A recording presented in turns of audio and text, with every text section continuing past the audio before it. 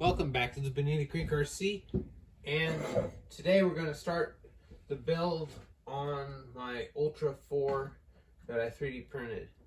So here's all the parts that I have ordered I'm going to use on it. These are, these are the 43mm double barrel Endura shocks, and these are 51s. I'm going to use these in the rear, and I'm going to use the 43s up in the front. Let's see, here's some C10 front upper links. I'm going to use the stock links because I didn't want to spend the money on links right now, because I wanted to see if I wanted to run C10 rear links or deadbolt rear links. I was just thinking I might want a little bit stretched in the rear. So I'm just going to use the stock links for now, and then I'll decide what wheelbase I want. And I got these Mias nylon isokinetic axles. I'm real excited to dig into these. And let's see, a ramp cab servo. This is a 9 kg, so this is bigger than the ramp cab servos I have on my AX24. We'll have to see how that servo does. It has mixed reviews on Amazon, but we'll have to see how long it lasts. They said it was pretty powerful, but it was kind of twitchy. So, and here I have an Endura all-metal transmission, and I need that because I'm putting a Endura Purple Viper Outrunner in it. And here's an MP32 brushless ESC to pair with that. And here I have some metal C10 drive shafts. I got these because actually the drive shafts in my green C10 are wore out and are about to break. So I'm going to use these until I decide what wheelbase I want on here, and then I will get the drive shafts I need later. And here I have a Endura brass skid. I think it weighs 14 grams. I'm like, why not? Why just get the brass one? I'll just get the brass one. So let's see, I think that's pretty much it. So we'll have to dig into these parts here. Okay, here we'll open up these Mias axles. We're gonna see what these need. You're probably gonna need grease.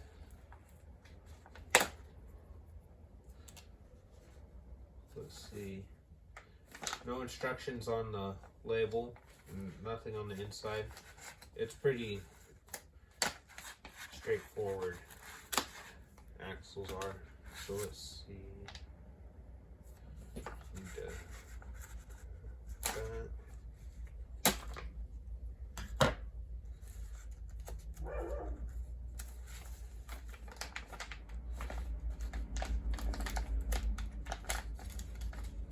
I wonder why they have this in its own bag. That's kind of weird.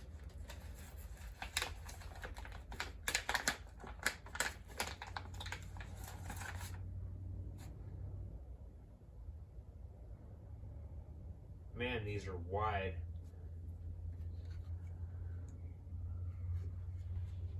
Oh yeah, that's gonna be pretty cool. So let's see. Yeah, it's pretty smooth, not binding. Cut this one open.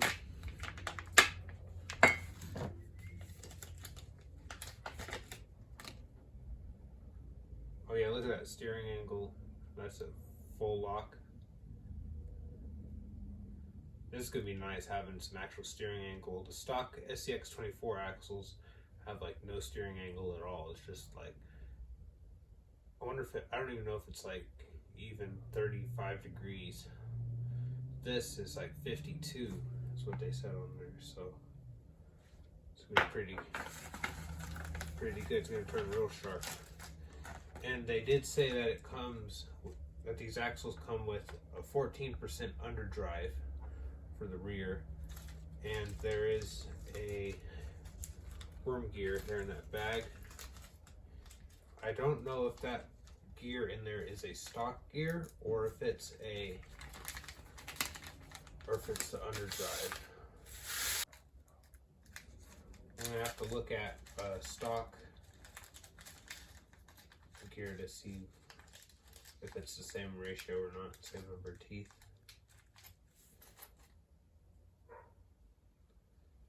This gear doesn't feel like, it doesn't look like it's as good a quality as like Endura overdrive or underdrive gears.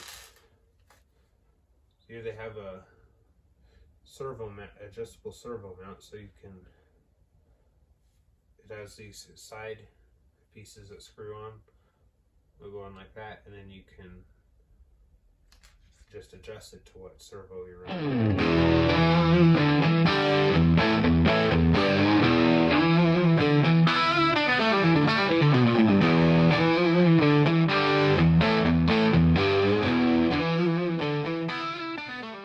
I just popped this brass ball joint right in the end of this.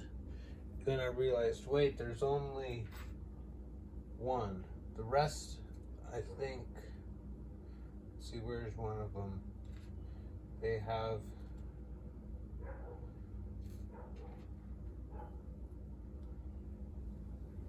screw-on ball joints. That's a double. There was a single one I just saw. But so I guess this one is the one that goes into the servo horn, so I'm gonna have to punch that back out.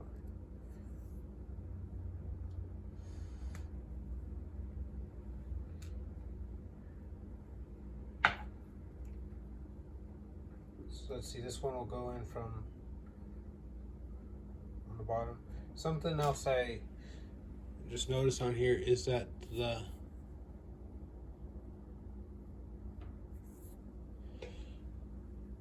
ends on these are kind of tapered. They're kind of like bent over, and I'm not sure which way they're supposed to lean. Okay, so these are kind of at an angle, so I think those are already set at an angle to match.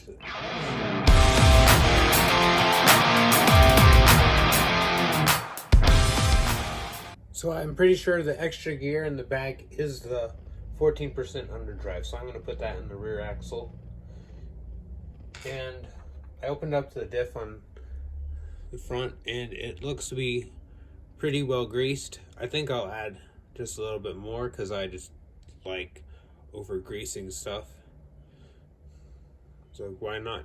Okay, I got the steering link put on, and I greased up the front end a bit, and it's working pretty smooth. This link right here is binding a little bit, so if you are working it like the servo would, it's kind of stiff, but I'm sure it'll kind of wear in. And on the back axle, I need to put in the underdrive, but something I noticed on the end is that they have, come on, focus.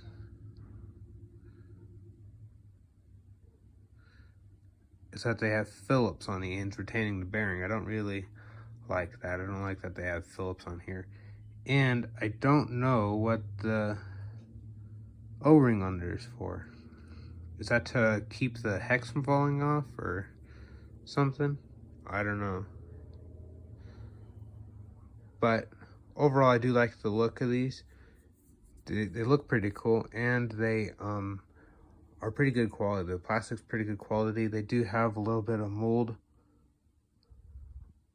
marks on them right there, but I'll just take a razor and take that off.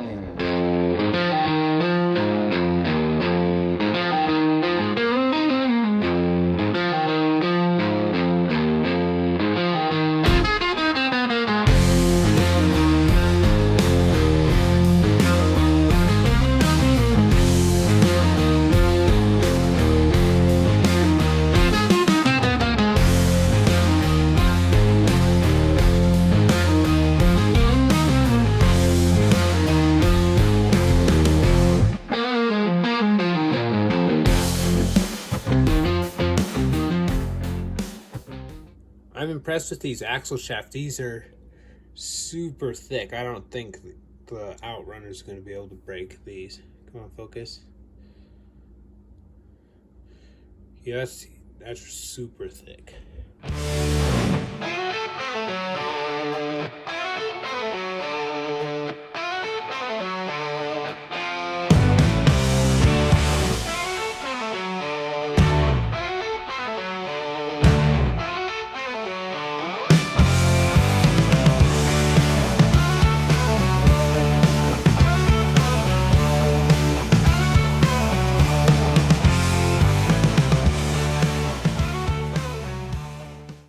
Okay, got the axle put back together with the 14% underdrive, and I really greased it up. And the O-rings, they cover over a lip on the axle shaft. So the brass hex goes on, and there's a smooth shaft part that sticks up past the hex before it gets smaller and goes to the threads. So that's kind of just a retainer for the hex, and it's just kind of a spacer too. So I don't think I see why it's there now. Let's see. The axles are done. I think I'm gonna get the skid ready. The skid has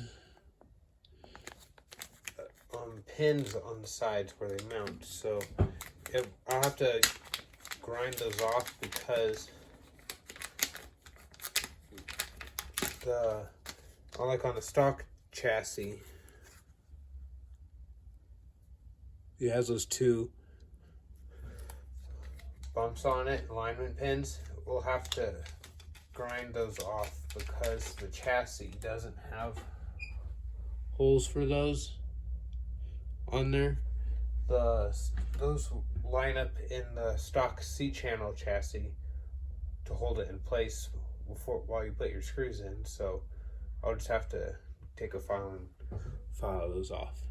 Okay, I filed off those edges, and now it should fit right up in there. Oh yeah, it'll fit right in. Before, the pins would keep it from going in.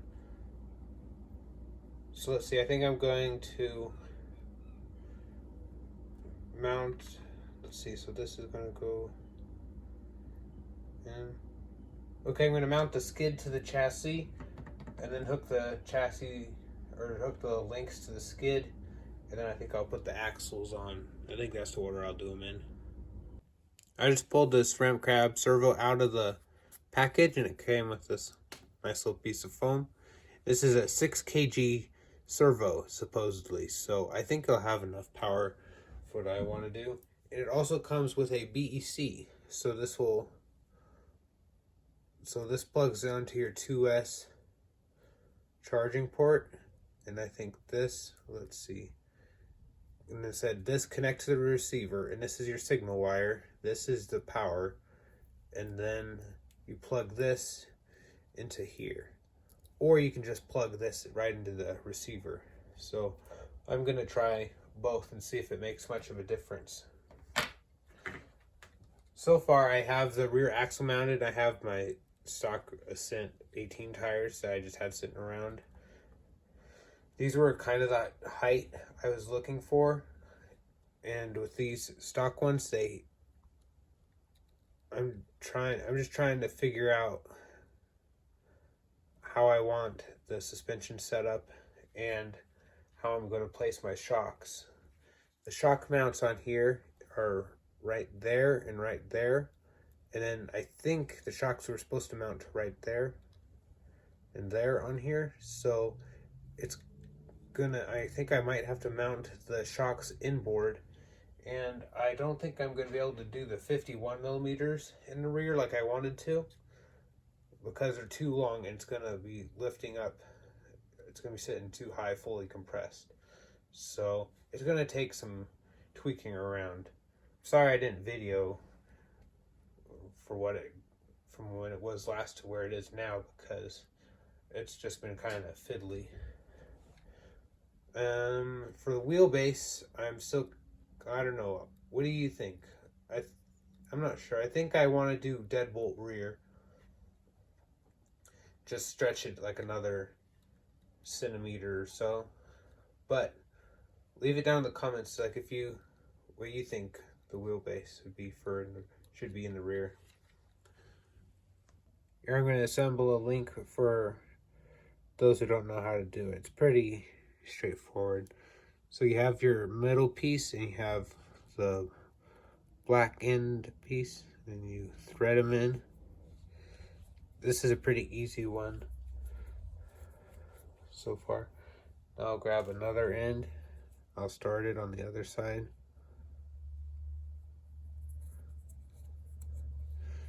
There, and I'll just hold both ends and screw them both in at once. It's a little trickier putting in the ball joints though, but with my screwdriver I have for these mini crawlers, it is pretty easy. So let's see those. See, now you want to line it up to where it's straight. Pretty good. Here's the little brass pivot ball. So I'm gonna put it on the tip of my screwdriver. Then I'm gonna push it in.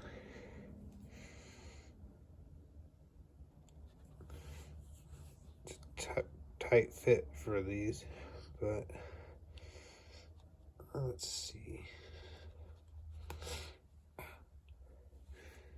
There we go, got that in. I did get my finger though.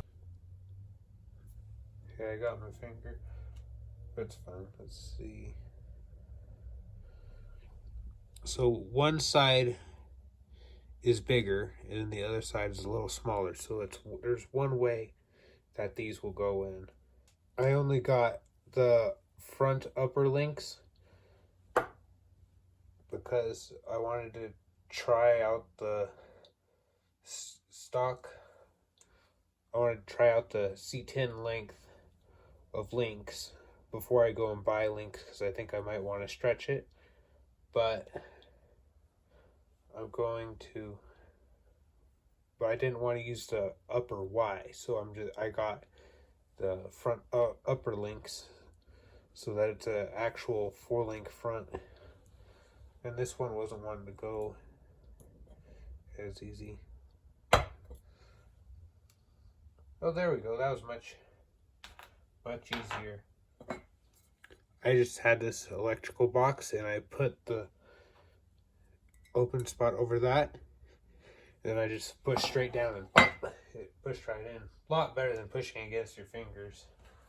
The way the front upper links connect onto this servo mount is kind of interesting.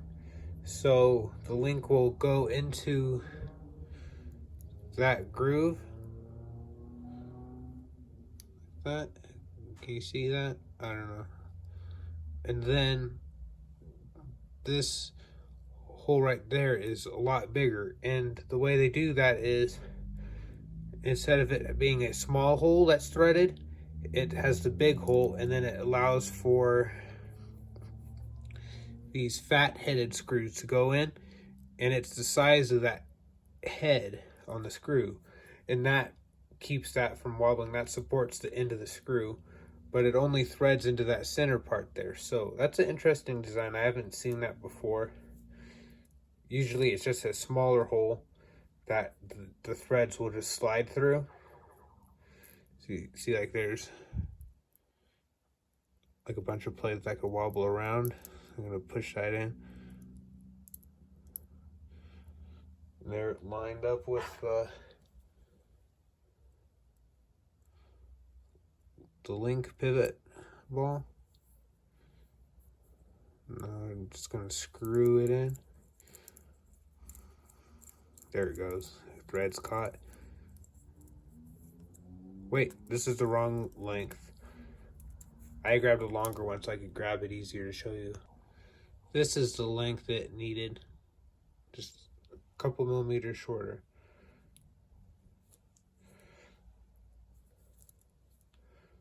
So see, oh. There we go, I got it mounted on there now. Now it's ready to put into the buggy.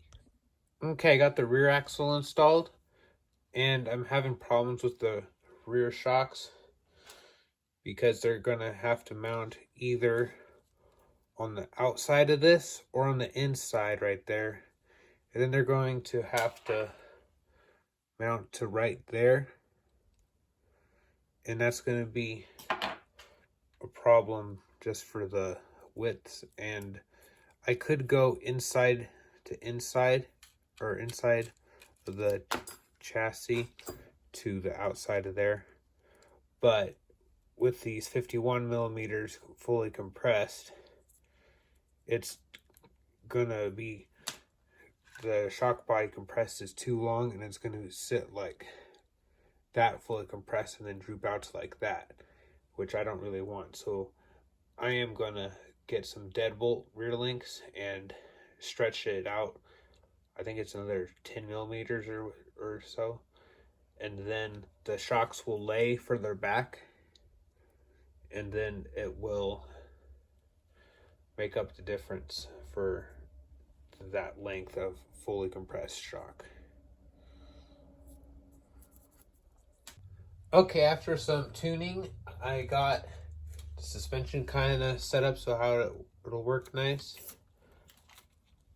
The rear shocks, when they are fully compressed, are longer than I want them to be. I probably should have just gotten 43 millimeter double barrels front and rear, but how I'm going to fix this problem is I'm going to get the deadbolt rear links, and then the shocks will be leaning further, and then it'll be able to the axle will be up a little further at full compression. It's just it kind of just gives it a bit of a rake. It looks a little funny, but these aren't the tires I'm going to use, but I just had these sitting in a bin, so I thought I'll just put these on here because I was thinking this would be about the size I want, like 60 millimeters. So I got the servo mounted on there, and it's working kind of good. One problem with this is that's really loose. That I think the bearings are bad. I haven't even driven it at all or done anything with it, and there's just way too much play in there. So, and that's, you can see the joint wiggling in there. So I think I'm gonna call their customer service or send them an email or something and get replacement parts. I hear, as far as I know, MES has pretty good customer service. Yeah, it's going, it flexes pretty good. There we go. It's limited in the rear a lot by the stock links. So that's a full compression, that's full droop. That full droop is ridiculous. Like you set it down.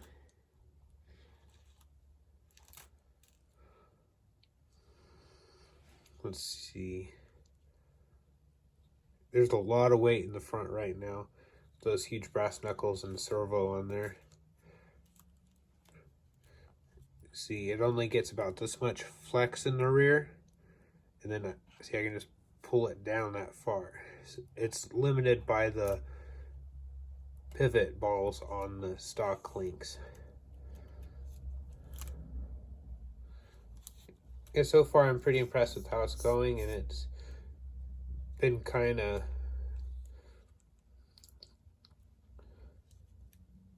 fiddly trying to get everything put together. I wasn't able to film a bunch of the tuning. That would just be boring, and I was really thinking about it, and I wasn't able to really talk much. And I'm going to run some limiting straps in the front, I'm pretty sure. I am only using one O-ring on each end of the shocks, you see there, because with the flexes getting, it was binding a bit. with both O-rings, they were being too rigid from side to side. Those front two kind of angle in, and then in the back it's kind of weird, but they're mounted on the inside and then hooked to the axle, and then they ended up being pretty straight. I might have to do a little bit of space. I might put a spacer on the upper mount for the rear shocks, but I don't know. And I'm running no springs right now because with the springs, it was sitting so high, it looked kind of funny. And so I'm gonna have to do some driving with it before I do any final tuning, and the tuning never really stops on a vehicle. It always just constantly gets adjusted to where it works a little better. Kind of clunky as it flexes, but that's just any vehicle with no springs, really. In the next, in part 2, I'm gonna install the electronics and then get it driving. And comment down below what tires you think I should run. I was thinking some Low Guy Racing Parts 63mm black labels, but if you have any tires that you like or you think would look good on here, comment down below. I want to thank you for watching. Like, comment, subscribe if you like what you see, and we'll see you in the next one.